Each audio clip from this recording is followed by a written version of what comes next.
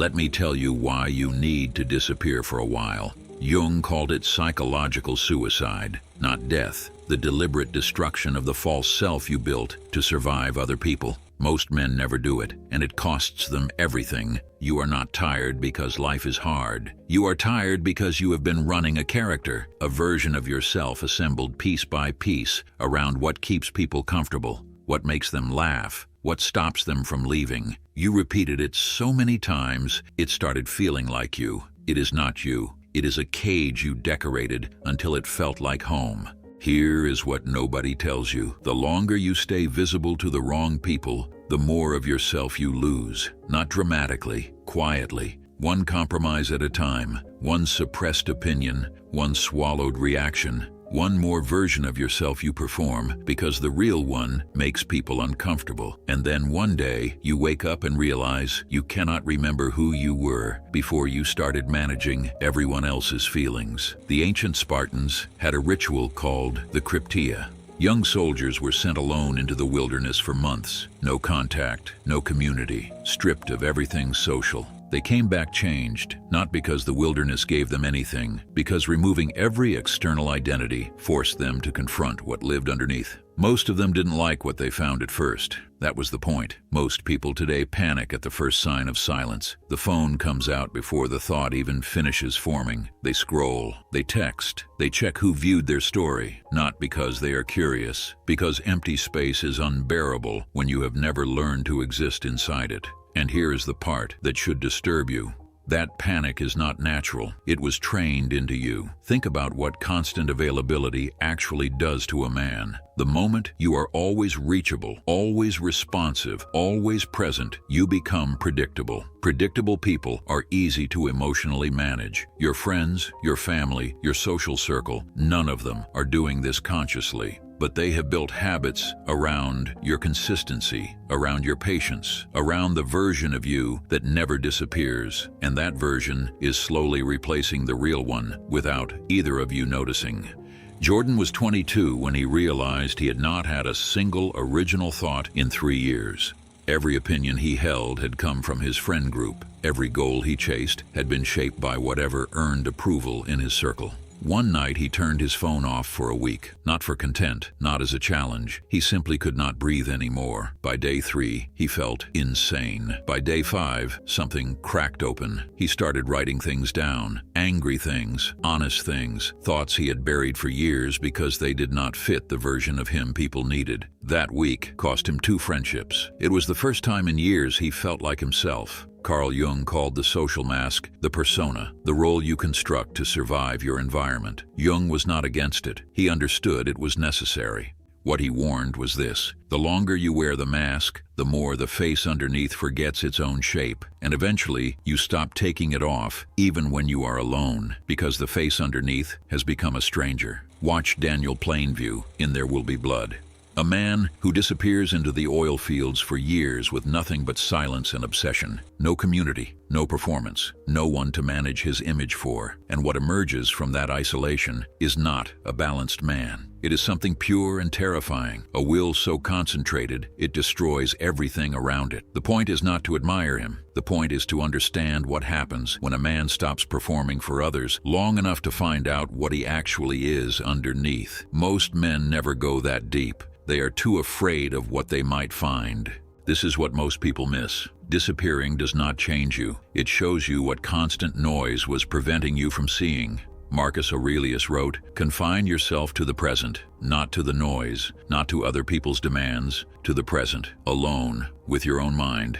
Aurelius ruled an empire and still carved out daily solitude to examine himself, because he understood what happened to men who did not. They became servants to external opinion while believing they were leaders. Miyamoto Musashi spent years in deliberate isolation between his greatest duels, not resting, not recovering, thinking, sharpening. He thought that the only battle worth winning is the one within yourself. You cannot fight that battle surrounded by people who benefit from you staying exactly as you are. Here is what disappearing actually reveals. And pay attention to this part because most people never get far enough to see it. First, it reveals who was connected to you versus who was connected to your availability. The people who turned cold when you stopped responding instantly were never close to you. They were close to their access to you. That distinction is brutal. It is also one of the most important things you will ever learn about human nature. Second, it reveals how much of your personality was performance. You will start noticing roles you were unconsciously playing. The funny one, the reliable one, the one who never says no. You built those roles to survive socially and then forgot you built them. In Attack on Titan, Eren Yeager spends years performing the role of loyal soldier. The moment he steps back and sees the world without the noise of ideology around him, everything shifts. Not because he became someone new, because he finally saw what he had been all along. Most men never get that moment. Third, it reveals your actual desires underneath the ones you inherited. Most men at 20 have never once sat alone long enough to ask what they genuinely want, not what their friends are doing, not what earns approval, what they want. That question feels simple. In genuine silence, it becomes terrifying. So here is the blueprint, not motivation, an actual structure. Week 1, reduce your social output by 50%.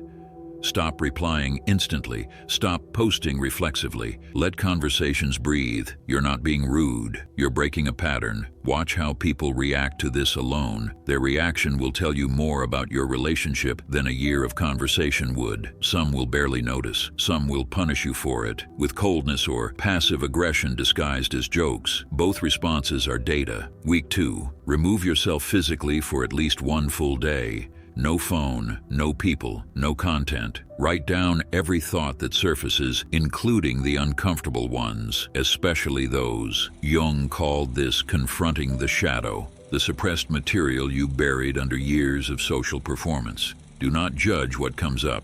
Just write it down. It will not all make sense immediately. It doesn't need to. Week 3, audit your relationships through behavior, not feeling. Who reached out genuinely while you were less available? Who ignored your absence until they needed something? Who became colder the moment you stopped being easy to access? Do not confront anyone. Observe. The pattern will be uncomfortable. Use it anyway. Week 4, rebuild contact on your terms. Respond when you choose. Engage with people who add something to your internal life, not just fill space in your external one. You will feel the difference immediately. Some connections will feel real in a way they never did before. Others will feel hollow in a way you cannot unsee. Trust that feeling. It is not cynicism, it is clarity. The man who cannot be alone with himself is owned by everyone around him. He adjusts his personality depending on the room. He softens his opinions around dominant people. He performs humor to dissolve tension he should be sitting inside. He stays silent when he should speak and speaks when he should be thinking.